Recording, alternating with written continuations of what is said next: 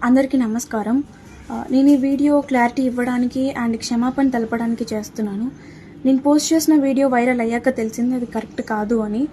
Actually మా డాగ్‌కి 12 years అండి. దానికి ట్యూమర్ సర్జరీ అయింది. అది రికవరీ అవ్వాలని నేను నా అమ్మని మొక్కుకున్నాను. సో అది రికవరీ అయింది, నడుస్తుంది.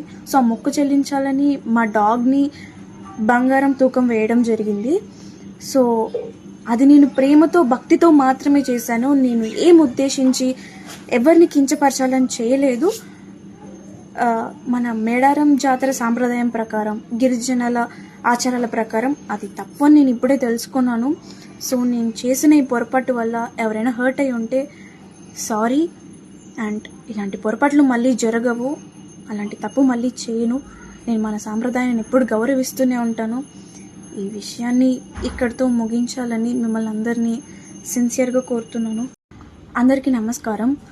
నేను ఈ వీడియో క్లారిటీ ఇవ్వడానికి అండ్ క్షమాపణ తెలపడానికి చేస్తున్నాను. నేను పోస్ట్ చేసిన వీడియో వైరల్ అయ్యాక తెలిసింది అది కరెక్ట్ కాదు అని. యాక్చువల్లీ మా డాగ్‌కి 12 ఇయర్స్ అండి. దానికి ట్యూమర్ సర్జరీ అయింది. అది రికవరీ అవ్వాలని నేను నా అమ్మని మొక్కుకున్నాను.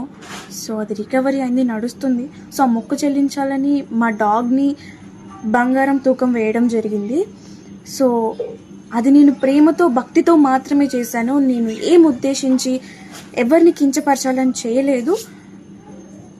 మన మేడారం జాతర సాంప్రదాయం ప్రకారం, గిరిజనుల ఆచారాల ప్రకారం అది తప్పు అని నేను ఇప్పుడే తెలుసుకున్నాను.